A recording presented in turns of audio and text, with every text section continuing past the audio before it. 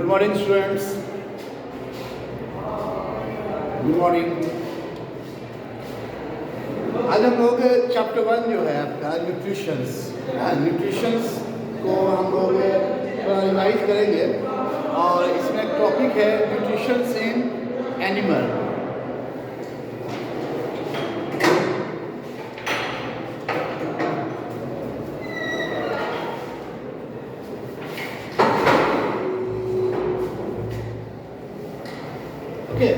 तो nutritions in amoeba पर आज हम लोग डिस्कस करेंगे। ठीक है, देखिए अमीबा जो है ये एक माइक्रोस्कोपिक एनिमल है। ठीक है, अमीबा जो है वो एक माइक्रोस्कोपिक है और प्लस यूकैरियोटिक भी है। ठीक है, यूकैरियोटिक्स तो आप जानते होंगे कि ये एक ऐसा ऑर्गेनिज्म जिसके पास वेल डेवलप्ड न्यूक्लियस होता हो, उसको हम लोग यूकैरियोटिक बोलते हैं। हम लोग यूकैरियोटिक में ही आए, तो अमीबा भी जो है वो यूकैरियोटिक है और अमीबा भी होलोजोइक न्यूट्रिशन करता है, जैसे कि हम आप होलोजोइक करते हैं। सेम इसका भी जो मोड ऑफ न्यूट्रिशन है वो होलोजोइक है। अंडरस्टूड? तो आज हम लोग अमीबा के बारे में डिस्कस करेंगे। तो देखिए चैप्टर 1 है,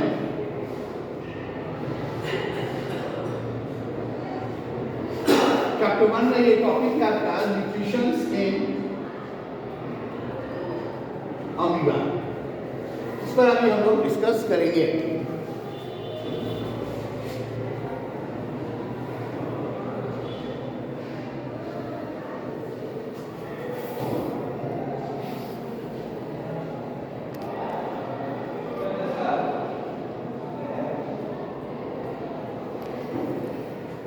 ओके, तो देखिए सबसे पहले हम लोग अमीबा के बारे में उसकी कुछ प्रॉपर्टी पर डिस्कस करते हैं, उसकी कैरेक्टरिस्टिक्स पर। फिर उसके बाद हम लोग उसके फीडिंग्स पर डिस्कस करेंगे कि how amoeba feeds their foods. Okay, देखिए सबसे पहले हम लोग डिस्कस करते हैं अमीबा के कैरेक्टरिस्टिक्स पर। Characteristics of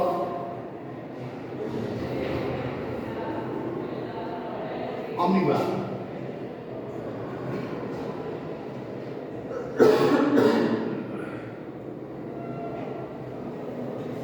okay, characteristics of amoeba. तो ये पहला पॉइंट्स है, अमीबा क्या है? They are unicellular organism. They are unicellular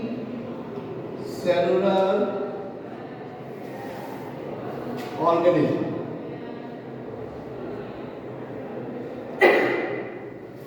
second point में हम लिखेंगे they are eukaryotic. They are eukaryotic organism. You miss होता है ट्रू, और कैरियोटिक जो वर्ड है ये कैरियन से बना हुआ है, जिसका मतलब होता है न्यूक्लियस, यानी कि ट्रू न्यूक्लियस। यानी अमीबा के पास क्या होता है? ट्रू न्यूक्लियस होता है, यानी इनके पास न्यूक्लियस होता है ना। लेकिन ये क्या है? माइक्रोस्कोपिक एनिमल है ना, ये माइक्रोस्कोप से इसको हम देख सकते हैं। थर्ड पॉइंट में लिखेंगे देयर मोड ऑफ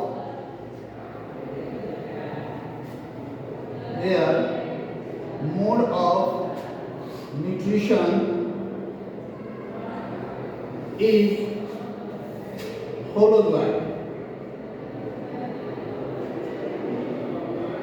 इनका मोड ऑफ न्यूट्रिशन क्या है? होलोजोइक है।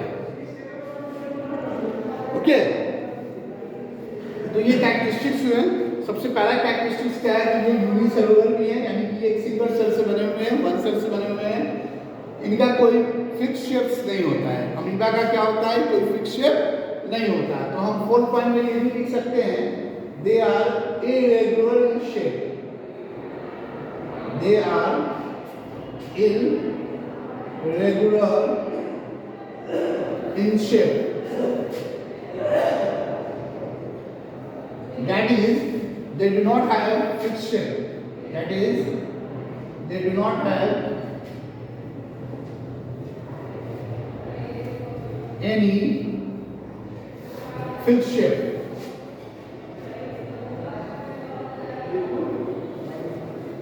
Understood? तो ये 4 कैरेक्टरिस्टिक्स हो गए अमीबा के।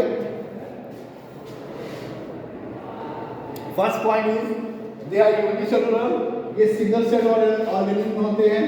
दे आर यूकैरियोटिक्स, इनके पास क्या होता है, वेल डिफाइंड न्यूक्लियस होता है।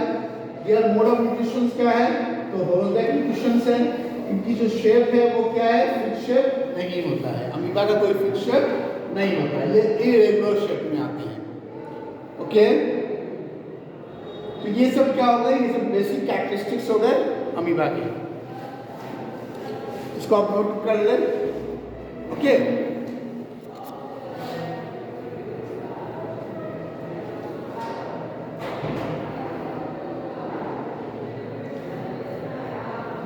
अब देखिए होलोजैइक न्यूट्रिशंस क्या होता है। होलोजैइक न्यूट्रिशंस में होते हैं जब अमीबा जब कोई फूड्स जब हम लोग लेते हैं वो फूड्स हमारे 5 स्टेप्स में जाके क्या होते हैं, कंप्लीट होते हैं। जैसे इंजेशन है, डाइजेशन है, एब्जॉर्प्शन है, एसिमिलेशन है और इजेशन है। ये 5 स्टेप्स जिस फूड्स में रिक्वायर्ड होते हैं वो किस में आते हैं, वो होलोजैइक मोड ऑफ न्यूट्रिशंस में आते हैं। तो ह्यूमन भी होलोजैइक न्यूट्रिशंस करते हैं और साथ ही साथ अमीबा भी जो है ये भी होलोजैइक न्यूट्रिशंस करते हैं। ठीक है, ये किस फैमिली में आते हैं, ये आपको प्रोटोजोआ में आते हैं। इसमें आते हैं प्रोटोजोआ में। अंडरस्टूड?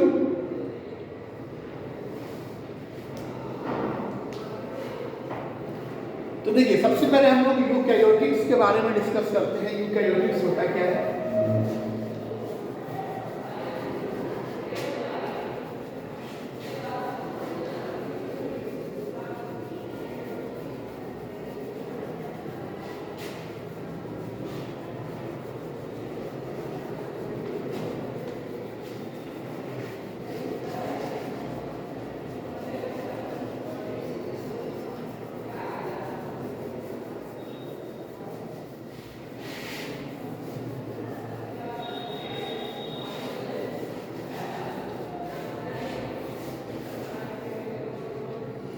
अब देखिए हम लोगों ने 4 पॉइंट पर डिस्कस किया। 5th पॉइंट हमारा ये है कि ये जो अमीबा है ये एसेक्सुअल मोड ऑफ रिप्रोडक्शन करता है। तो इसका जो मोड ऑफ रिप्रोडक्शन है वो क्या है, एसेक्सुअल। तो एसेक्सुअल में वो किस एग्जांपल में आता है, बाइनरी फ्यूजन में। ठीक है ना, तो their mode of reproduction is asexual.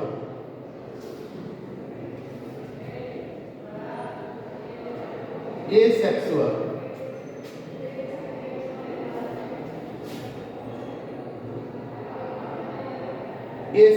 Asexual में क्या है ये, तो बाइनरी फ्यूजन है ये, that is binary fusion.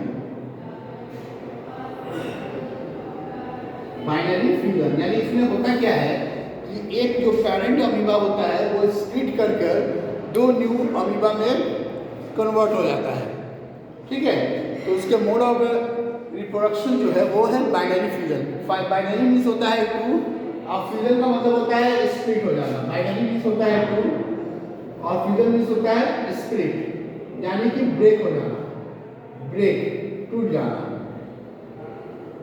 Okay, तो ये है अमीबा का मोड ऑफ रिप्रोडक्शन। तो ये एसेक्सुअल मोड ऑफ रिप्रोडक्शन करता है और उस एसेक्सुअल में ये आता है किसमें, तो बाइनरी फ्यूजन में आता है। ठीक है, तो हम लोग इस पर इसके रिप्रोडक्शन पर भी डिस्कस करेंगे, बाइनरी फ्यूजन पर भी हम लोग डिस्कस करेंगे। ओके, तो ये 5 बेसिक कैरेक्टरिस्टिक्स हो गया अमीबा का। सबसे पहले हम लोगों ने पढ़ा था कि ये यूनिसेलुलर ऑर्गेनिज्म होते हैं। सेकंड में हम लोगों ने देखा ये यूकैरियोटिक्स भी है। थर्ड में हमने देखा कि इनका जो मोड ऑफ न्यूट्रिशन है वो क्या है, होलोजोइक है। फोर्थ में हमने देखा कि इनका कोई फिक्स शेप होता नहीं है, ये इरेगुलर शेप्स के होते हैं। और फिर कैरेक्टरिस्टिक्स है कि इनका जो मोड ऑफ रिप्रोडक्शन है वो एसेक्सुअल है, यानी दैट इज बाइनरी फ्यूजन है ये। ठीक है, अब देखिए अमीबा जो है ये अपना जो फूड जो लेता है ये किसकी मदद से लेता है, सीरोपोडिया, है ना। इसके पास क्या होता है, एक इसकी जो सेल मेम्ब्रेन है थोड़े से वो स्ट्रेट होते हैं और इनको हम लोग सीरोपोडिया के नाम से जानते हैं। तो वो सीरोपोडिया की मदद से क्या करता है, अपने शिकार के पास पहुंचता है और वहां से वो अपने फूड्स को लेता है। तो जिसको हम लोग फॉल्स फीड बोल सकते हैं और इसको हम लोग सीरोपोडिया बोलते हैं बायोलॉजिकल टर्म में। ओके, तो देखिए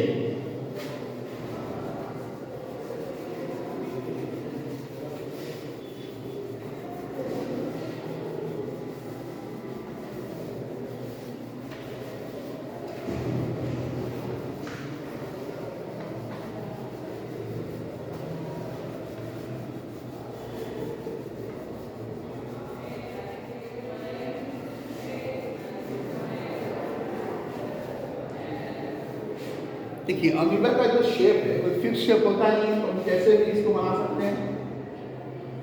मान लीजिए ये अमीबा है, ये इसका न्यूक्लियस है, ठीक है, ये इसका न्यूक्लियस है, ये इसका न्यूक्लियस है। तो अमीबा के ने जब अपने ये पार्ट्स को आपने मान लीजिए ये इसका शिकार है ना, तो अमीबा यहाँ तक पहुँचेगा, ठीक है।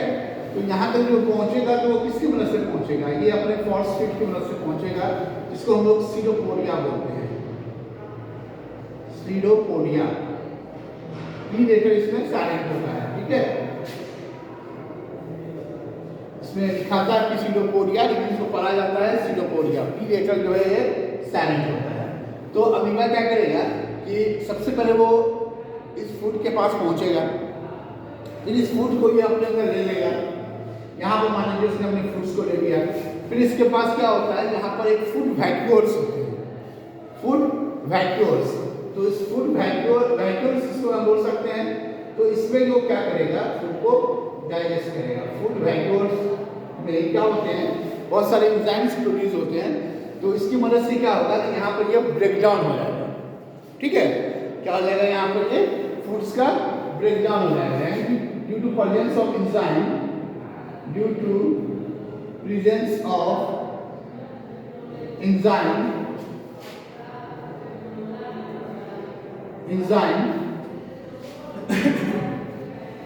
food breakdown है ना, food breakdown। तो फूड जो होगा वो यहाँ पर ब्रेकडाउन हो जाएगा। फिर उसके बाद क्या होता है कि यहाँ पर एक जो ये फूड्स है ये यहाँ पे डाइजेस्ट हो गया फूड वैक्यूल्स में। फिर यहाँ पर एक कॉन्ट्रैक्टाइल वैक्यूल्स होते हैं, जहाँ से वो क्या करता है, जो वो एक्सक्रीएट करता है। जैसे यहाँ पर इसकी कुछ बॉडी के एक पार्ट्स क्या होंगे, यहाँ से ब्रेक हो जाएंगे और यहाँ से ये कॉन्ट्रैक्टाइल वैक्यूल्स इसको हम बोलते हैं, कॉन्ट्रैक्टाइल वैक्यूल्स। और इसकी मदद से क्या होगा कि इनका जो अनडाइजेस्टेड फूड है वो इनके बॉडी से बाहर रिमूव हो जाएगा। कहाँ चला जाएगा, वाटर, क्योंकि ये वाटर में रहता है तो वाटर में वो एक्सपेल कर देंगे। अंडरस्टूड। तो इस तरह से ये न्यूट्रिशंस करता है। तो इसके भी जो स्टेप्स होते हैं न्यूट्रिशंस के, वो कितने होते हैं, 5 स्टेप्स होते हैं। इंजेक्शन होते हैं, तो इंजेक्शन में क्या होगा कि वो अपने फूड्स को लिया, है ना, अपने फूड्स को लिया, फिर डाइजेशन हुआ, यानी कि breakdown of foods into smaller pieces. Digestion means क्या होता है कि breakdown of complex food into simpler substance. तो जो भी कॉम्प्लेक्स फूड उसने लिया, जो फूड हमने लिया वो कॉम्प्लेक्स के फॉर्म में था, तो वो ब्रेकडाउन हो गया सिंपलर सब्सटेंस में। फिर उसका वो एब्जॉर्प्शन हुआ, फिर वहाँ से एसिमिलेशन हुआ। एसिमिलेशन में क्या होता है कि एनर्जी प्रोड्यूस होता है। और फिर लास्ट स्टेप्स होता है इजेशन। तो इजेशन में क्या हुआ कि जो अनडाइजेस्टेड फूड्स था वो उसके बॉडी से कॉन्ट्रैक्टाइल वैक्यूल्स के थ्रू वो उसके बॉडी से बाहर निकल आया। ठीक है, तो इस तरह से अमीबा जो है वो न्यूट्रिशंस किया। ठीक है, अंडरस्टूड। तो ये टॉपिक हम लोगों ने, ये चैप्टर हम लोगों ने डिस्कस कर लिया है अर्लियर, लेकिन थोड़ा सा हमने इसको फिर से इसको रिवाइज मोड में लाया है। तो हमने इसको थोड़ा रिवीजन के तौर पर हम इसको करा रहे हैं। अंडरस्टूड, इतनी बात क्लियर हो गई। अब देखिए, अब इसमें कुछ टर्म्स है, उस टर्म्स को मैं मेंशन करता हूँ। ठीक है, यहाँ देखिए,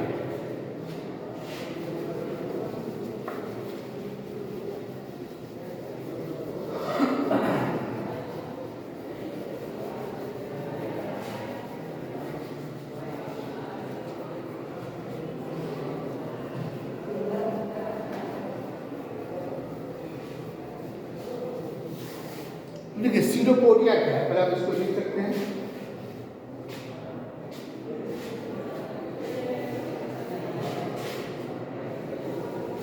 सीलोपोडिया,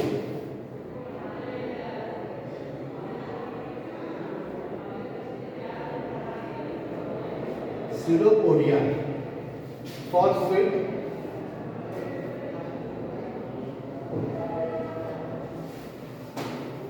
develops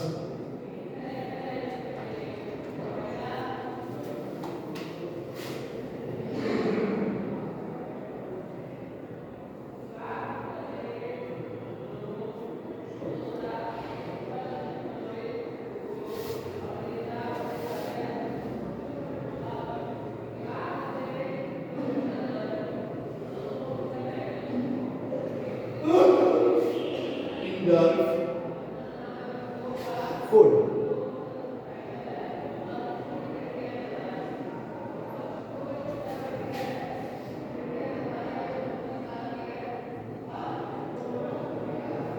इसी को हम बोलते हैं सीलोपोडिया। अंडरस्टूड? एक फॉस्फेट है जो डेवलप होता है ऑर्गेन्स में through which they engulf food, जिसकी मदद से वो फूड्स को ले लेते हैं अपने अंदर। जैसे एग्जाम्पल्स के तौर पे हम ये बेबी अमीबा में होते हैं ज़्यादातर। अमीबा आ गया, ठीक है, इसको नोट कर लें।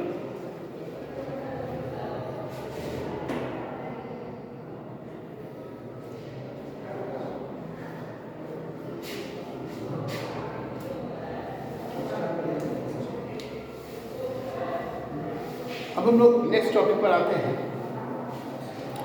नेक्स्ट टॉपिक से हमारा जैसे न्यूट्रिशंस में ही हम लोगों ने अमीबा जो बाइनरी फ्यूजन्स करता है वो कैसे करता है ना, उस पर हम लोग डिस्कस करते हैं। ओके, तो देखिए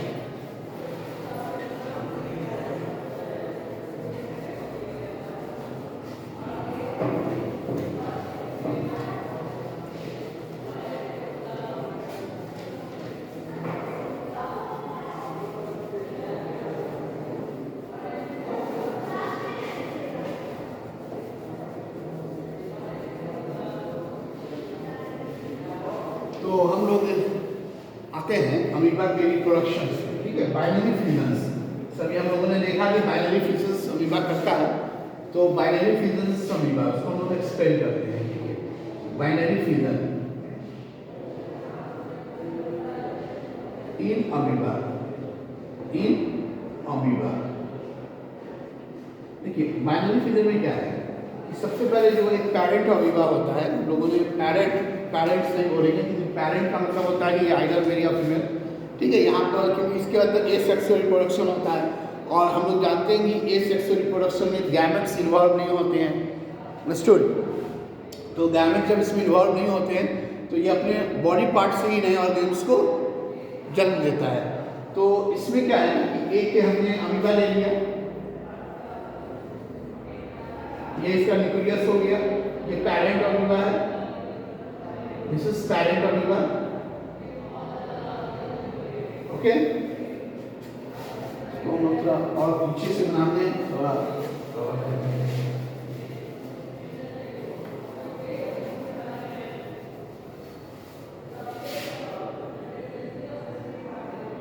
ये पैरेंट अमीबा हो गया।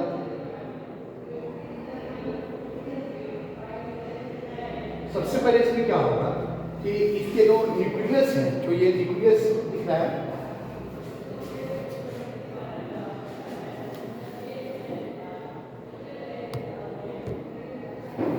जो इसका न्यूक्लियस है, यहाँ पर क्या होगा कि न्यूक्लियर डिविजन्स हो गए, न्यूक्लियर डिवीजन जिसको हम लोग कैरियोकाइनेसिस बोलते हैं, है ना। जैसे कि हम लोग जब आगे क्लास में पढ़ेंगे तो सेल डिवीजन जब पढ़ेंगे चैप्टर, तो उसमें जो ऑर्गेनिज्म होते हैं उसमें दो तरह के प्रोसेस होते हैं, एक कैरियोकाइनेसिस होता है और एक साइटोकाइनेसिस होता है। यानी कैरियोकाइनेसिस का मतलब हुआ कि न्यूक्लियर डिवीजन होते हैं, फिर बाद में वो साइटोप्लाज्मिक डिवीजन होते हैं और उसके बाद फिर ये जो पैरेंट अमीबा है वो स्प्लिट कर जाता है दो न्यू डॉटर अमीबा में। ठीक है, देखिए सबसे पहले उसके सेकेंड स्टेप में क्या होगा कि यहाँ पर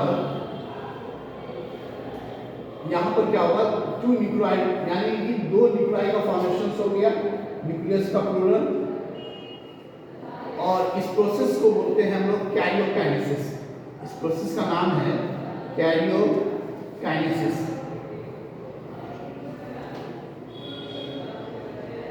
कैरियोकाइनेसिस, कैरियो मतलब होता है, कैरियोन का मतलब होता है न्यूक्लियस, है ना। यार कैरियोन का मीनिंग क्या हुआ?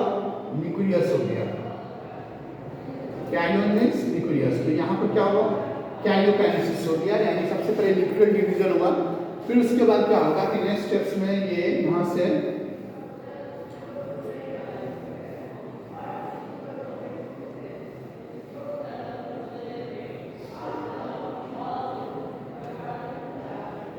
यहाँ पर साइटोप्लाज्मिक डिवीजन हो जाएंगे।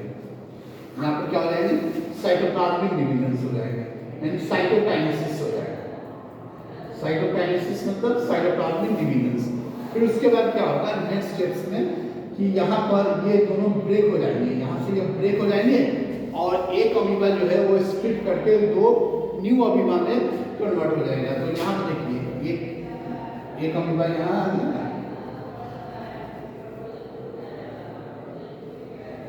और एक यहाँ, तो यहाँ पर आपने क्या देखा? टू डॉटर अमीबा फॉर्म हुआ, डॉटर अमीबा। ओके, तो ये है बाइनरी फिजन्स।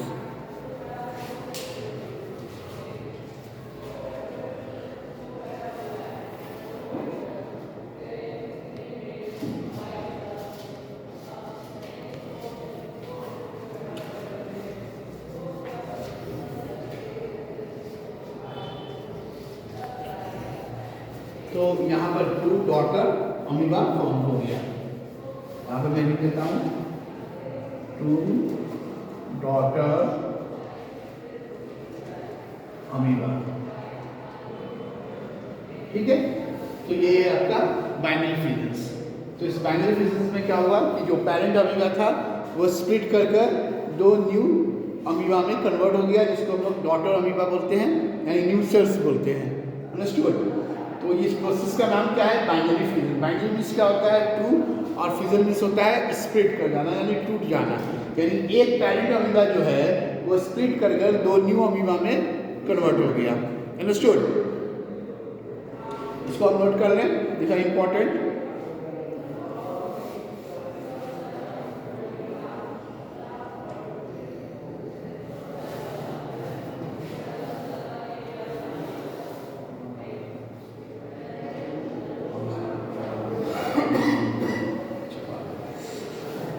ओके, अब हम लोग बाइनरी फिजन्स के बारे में मैं एक शॉर्ट नोट्स लिखाने जा रहा हूँ, अब इसको नोट कर लें।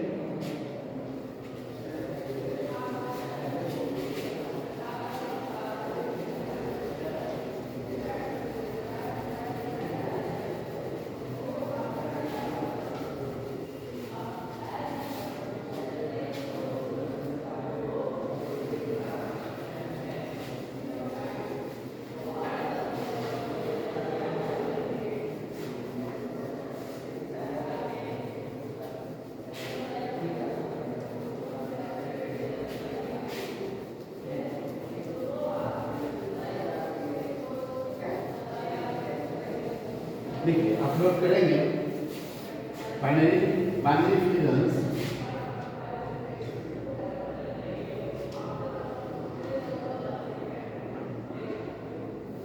binary fusion is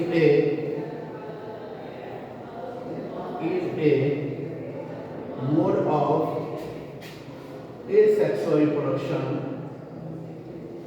asexual reproduction in which parent organism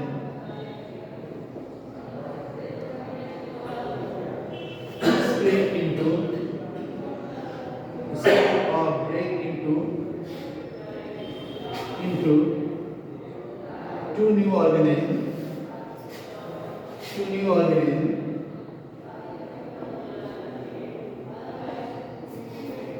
followed by the process of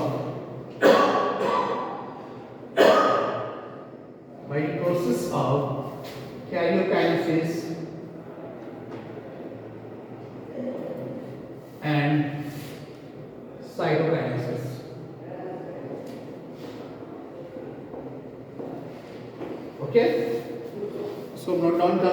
this are important.